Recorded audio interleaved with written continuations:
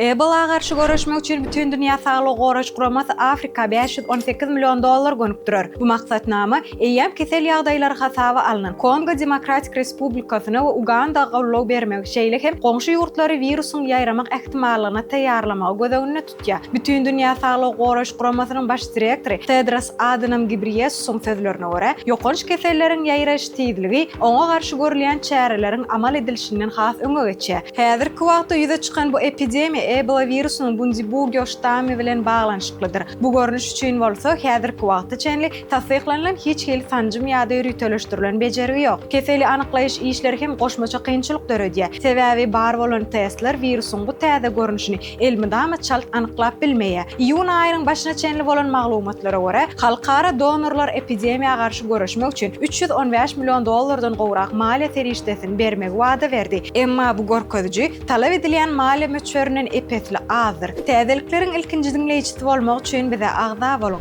Habarlar, täsinlikler, videolar hemmesi bir ýerde Turkmenportaly biziň bilen galyň.